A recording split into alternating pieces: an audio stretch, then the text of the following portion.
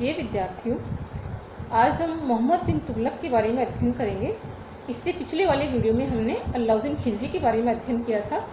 उनमें हमने अलाउद्दीन खिलजी की विजयों के बारे में अध्ययन किया था, साथ ही उसके प्रशासनिक और आर्थिक सुधारों के बारे में भी पढ़ा था। अलाउद्दीन खिलजी की मृत्यु के बाद 1316 ईस्वी में जो दिल्ली सल्तनत के शासक बने, सुल्तान बने, वो उसके जितने योग्य नहीं थे। उनमें योग्यता का अभाव था, वो अयोग्य और अकर्मण्य शासक थे। इसी तरह का शासक 1316 ईस्वी में जो दिल्ली सल्तनत का बना अलाउद्दीन खिलजी की मृत्यु के बाद में उनमें मुबारक शाह खिलजी था। वो भी इसी तरीके का शासक था, जिसके फलस्वरूप दरबार में तुर्की अमीरों और भारतीय अमीरों के बीच प्रतिस्पर्धा की भावना शुरू हो गई।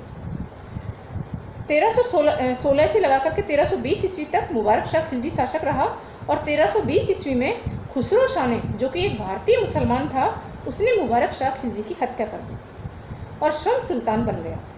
तुर्की अमीर एक भारतीय मुसलमान के हाथ में दिल्ली की सत्ता सौंपने के विरुद्ध थे और उन्होंने उसका खुसरो शाह का विरोध किया।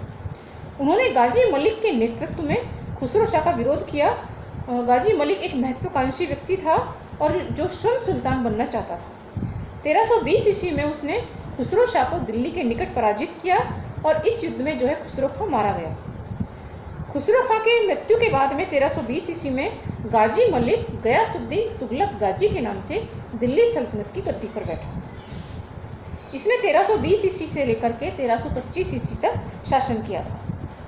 इसके मृत्यु के बारे में ऐसा माना जाता है कि 1325 ईस्वी में जब ये सफल बंगाल अभियान से लौटा था, तो इसके पुत्र उलूग खां ने, जिसको जूना खां भी बोला जाता है, उसने इसके स्वागत के लिए दिल्ली के बाहर लकड़ी का एक अस्थायी महल बनवाया था, और ताकि अस्थायी तौर पर जब तक नगर में प्रवेश नहीं हो दिल्ली में, तब तक वो वहाँ पर ठहर सके और शुभ घड़ी में दिल्ली में प्रवेश किया जा सके। लेकिन जो है इस एक हादसा माना जाए या फिर षड्यंत्र माना जाए, इस बात पर इतिहासकारों में मतभेद है।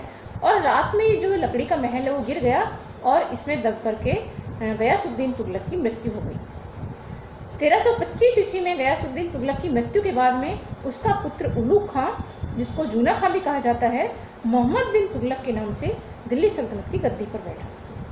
सिंहासन प्राप्त करने के लिए मोहम्मद बिन तुगलक को किसी विरोध का सामना नहीं करना पड़ा, क्योंकि उसके पिता गयासुद्दीन तुगलक ने उसे अपने जीवन काल में ही अपना उत्तराधिकारी नियुक्त कर दिया था। सुल्तान बनते समय मोहम्मद बिन तुगलक को सारी परिस्थितियां अनुकूल प्राप्त हुई, क्योंकि दिल्ली सल्तनत का इस समय बहुत अधिक विस्तार हो गया था। समूचा भारत दिल्ली सल्तनत की अधीनता में लगभग आ गया था। सभी अधिकारियों, अमीरों ने उसका स्वागत किया था सुल्तान बनने का। इस समय राजकोष में भी कोई कमी नहीं थी पैसे की, राजकोष भी काफ़ी समृद्ध था। दूसरा, उसे अपने पिता से एक सुसंगठित और व्यवस्थित प्रशासनिक व्यवस्था भी मिली थी। लेकिन इन सब अनुकूल परिस्थितियों के बावजूद भी मोहम्मद बिन तुगलक को अंत में घोर असफलताओं का मुंह देखना पड़ा और इसके बाद में उसके अंतिम समय में विद्रोहों की एक ऐसी श्रृंखला शुरू हुई जिसने दिल्ली सल्तनत को छिन्न भिन्न कर दिया। नए नए राज्यों की स्थापना हो गई थी और बहमनी और विजयनगर राज्य की जो है स्थापना इसी श्रृंखला की एक कड़ी थी। अब हम बात करते हैं मोहम्मद बिन तुगलक की राजत्व सिद्धांत की। मोहम्मद बिन तुगलक राजा के दैवी अधिकारों में विश्वास करता था, जिसके अनुसार वो मानता था कि राजा जो है, सुल्तान जो है, पृथ्वी पर ईश्वर का प्रतिनिधि है। सुल्तान केवल ईश्वर के प्रति उत्तरदायी है और समस्त जनता को उसकी आज्ञा का पालन करना चाहिए, बिना किसी संकोच के उसकी आज्ञा मानी जानी चाहिए। मोहम्मद बिन तुगलक महान विद्वान शासक था, इस बात पर सारे इतिहासकार एकमत हैं। उसने इस्लाम के धार्मिक ग्रंथों और कानूनों का गहन अध्ययन कर लिया था। उसने धर्म को राजनीति से दूर रखा तथा उलेमाओं को राजनीति में हस्तक्षेप करने की इजाज़त नहीं दी थी। उनको अपराधी पाए जाने पर मोहम्मद बिन तुगलक साधारण व्यक्तियों की तरह दंडित करता था। इससे उलेमा वर्ग जो है मोहम्मद बिन तुगलक से नाराज हो गया। दूसरा, मोहम्मद बिन तुगलक ने न्याय प्रशासन के विविध पदों पर, जिन पर अभी तक उलेमाओं का अधिकार था, उन पर योग्यता के आधार पर योग्य व्यक्तियों की नियुक्ति शुरू कर दी थी। इससे भी उलेमा वर्ग मोहम्मद बिन तुगलक से नाराज हो गया था और इस उलेमा वर्ग ने उसकी योजनाओं को विफल करने का भरसक प्रयास किया। अब बात करते हैं मोहम्मद बिन तुगलक की योजनाओं की। मोहम्मद बिन तुगलक को नई नई योजनाएं बनाने का शौक था, लेकिन दुर्भाग्य से इन योजनाओं का क्रियान्वयन करने में वो सफल नहीं होता था। सबसे पहली योजना थी मोहम्मद बिन तुगलक की, वो थी दोआब में कर वृद्धि। दोआब एक उपजाऊ प्रदेश था। 1325 ईस्वी में उसने दोआब में जो किसान थे उन पर कर में वृद्धि की, भूमि कर को बढ़ा दिया। ये माना गया कि उपजाऊ होने के कारण, ज़मीन की उपजाऊ होने के कारण वहाँ फसल अच्छी होती थी और किसान इस बढ़े हुए कर को आसानी से दे सकते थे। लेकिन जो है किसानों ने इस प्रथा का इस बढ़े हुए कर का विरोध किया, जिसके कारण ये था कि उस समय दोआब में भयंकर अकाल पड़ गया था और इस अकाल के बावजूद भी सरकारी कर्मचारियों ने राजस्व की वसूली, बढ़े हुए राजस्व की वसूली जारी रखी। और जब राजस्व वसूल जारी रखी तो किसान इसका विरोध करने के लिए जंगलों में भाग गए। जब मोहम्मद बिन तुगलक को इसका पता चला तो सेना लेकर के किसानों के विरुद्ध पहुंचा, लेकिन जब वो पहुंचने पर उसको वास्तविक स्थिति पता लगी तो उसने किसानों की सहायता के लिए ऋण की व्यवस्था की, तकाबी की व्यवस्था की और इस तरह मोहम्मद बिन तुगलक की जो दोआब में कर वृद्धि की जो ये योजना थी वो पूरी तरह से विफल रही। कर वृद्धि कितनी की गई इसके बारे में इतिहासकारों में मतभेद है। बर्नी अपनी तारीखी फिरोजशाही में बताता है कि ये कर वृद्धि जो थी 10 से 20 गुना की गई थी, लेकिन ये सही नहीं लगती क्योंकि अधिकांश इतिहासकार इतनी अधिक कर वृद्धि को उचित नहीं मानते हैं।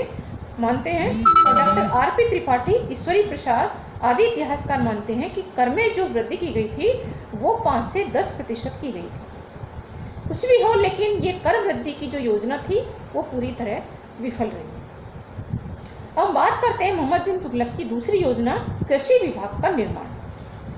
मोहम्मद बिन तुगलक ने एक कृषि विभाग का निर्माण किया। उसने राज्य के देखरेख में कृषि की भूमि का विस्तार करने की योजना बनाई। उसने सरकारी सहायता देकर के कृषि योग्य भूमि का विस्तार करने की योजना बनाई और किसानों को नई भूमि पर कृषि करने के लिए प्रोत्साहित किया गया। राजकीय सहायता उनको दी गई थी और इस प्रकार जो किसान थे उन्होंने नई नई भूमि पर कृषि करना शुरू किया। लेकिन और इसके लिए जो है राज्य की तरफ से घुड़सवारों की भी नियुक्ति की गई थी, लेकिन यह योजना भी असफल रही क्योंकि जो भूमि किसानों ने खेती के लिए चुनी थी वो उपजाऊ नहीं थी। दूसरा, इस योजना के लिए जो समय दिया गया था वो 3 वर्ष का दिया गया था। इतने अल्पकाल में योजना से किसी सफलता की आशा नहीं की जा सकती थी। एक दीर्घकालीन इसके लिए दीर्घकाल की जरूरत थी। तो ये योजना भी जो है मोहम्मद बिन तुगलक की असफल हुई। किसानों को जो ऋण दिया गया था मोहम्मद बिन तुगलक ने के द्वारा नई भूमि पर कृषि करने के लिए सरकारी जो सहायता दी गई थी उसको किसानों ने दूसरे कामों में प्रयोग कर लिया। फलस्वरूप जो वांछित परिणाम मिलने थे वो नहीं मिल सके। मोहम्मद बिन तुगलक के इसके बाद तीसरी योजना जो उसने बनाई वो थी राजधानी परिवर्तन की। 1326-27 ईस्वी में उसने अपनी राजधानी दिल्ली से दौलताबाद करने का निश्चय किया। उसके द्वारा राजधानी परिवर्तन के कारण जो बर्नी और अन्य इतिहासकारों ने बताए हैं उनके अनुसार दिल्ली जो है सल्तनत के बीच में नहीं था, क्योंकि अब सल्तनत जो है दक्षिण में भी उसका विस्तार हो चुका था और इसलिए वो दौलताबाद को जो सल्तनत के बीच में था और जहाँ से दक्षिण को नियंत्रित करना आसान था वहाँ दौलताबाद को वो अपनी राजधानी बनाना चाहता था और इसके लिए उसने दिल्ली से दौलताबाद अपनी राजधानी स्थानांतरित करने की योजना बनाई थी। दूसरा, दिल्ली जो है उत्तर पश्चिम से होने वाले मंगोल आक्रमणों के कारण सुरक्षित नहीं थी, इसलिए राजधानी दौलताबाद बनाई गई मोहम्मद बिन तुगलक के द्वारा। जनता को दौलताबाद पहुंचने का आदेश दिया गया। रास्ते में खाने पीने की और ठहरने की भी व्यवस्था की गई, लेकिन जनता को फिर भी बहुत कष्ट हुए। उनका वहाँ मन नहीं लगा और वो वापस दिल्ली आने की सोचने लगे। जब सुल्तान को ये पता लगा तो उसने उनको वापस दिल्ली जाने का आदेश दे दिया। अर्थात राजधानी परिवर्तन की मोहम्मद बिन तुगलक की जो योजना थी ये भी असफल रही। ये करना चाहिए था मोहम्मद बिन तुगलक को इसकी सफलता के लिए कि उसे केवल शुरुआत में सरकारी दफ्तरों को ही दौलताबाद ले जाना चाहिए था। दूसरा, मंगोलों के आक्रमण से निपटने और उत्तर भारत पर प्रभावी नियंत्रण स्थापित करने के लिए दिल्ली एक उपयुक्त राजधानी थी। लेकिन ये योजना असफल रही राजधानी परिवर्तन की। वापस उसको दौलताबाद से दिल्ली आना पड़ा। और अगले योजना थी मोहम्मद बिन तुगलक की, वो थी सांकेतिक मुद्रा का प्रचलन, जो उसने 1329 ईस्वी में बनाई थी। मोहम्मद बिन तुगलक के समय में दो प्रकार के सिक्के चलते थे, एक चांदी का टंका चलता था और दूसरा तांबे का जीतल चलता था। मोहम्मद बिन तुगलक ने चांदी के टंके के स्थान पर तांबे का टंका चलाया और उसका जो मूल्य है वो चांदी के टंके के बराबर रखा था। एक सांकेतिक रूप में ये बात की गई थी, लेकिन ये योजना भी सफल नहीं हुई, क्योंकि हर घर में जाली सिक्के ढाले जाने लगे। जनता चांदी के टंकों को जोड़ने लगी और तांबे के जो टंके थे उनका प्रयोग करने लगी। भूमि कर का जो भुगतान है वो भी तांबे के टंकों में किया जाने लगा। इससे चांदी के टंके बाजार से गायब हो गए। व्यापारियों ने भारत में माल लाना बंद कर दिया था।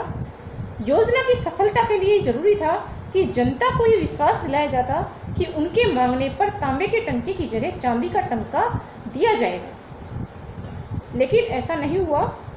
सुल्तान ने जो दूसरा असफलता की इस योजना के असफलता का कारण था वो ये था कि सुल्तान ने टकसाल पर कठोर नियंत्रण नहीं रखा, जिससे जाली सिक्के ढलकर बाजार में आ गए और हर घर टकसाल बन गया था।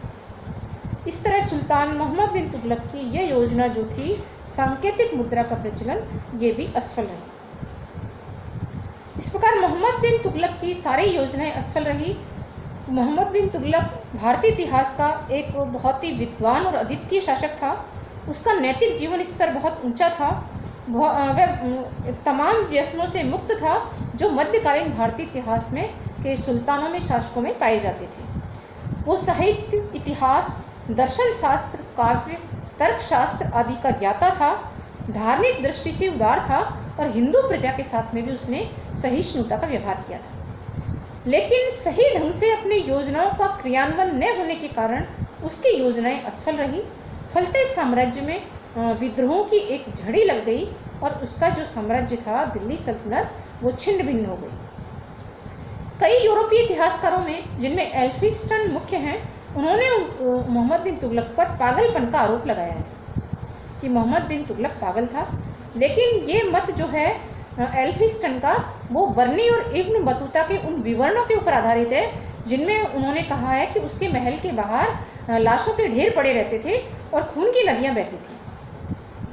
तो इस बात के ऊपर जो है एल्फिंस्टन का मत आधारित है, लेकिन अधिकांश भारतीय इतिहासकार उसको पागल नहीं मानते, उसको विद्वान शासक मानते हैं। और इस तरह जो है मोहम्मद बिन तुगलक दिल्ली सल्तनत का एक महत्वपूर्ण सुल्तान था।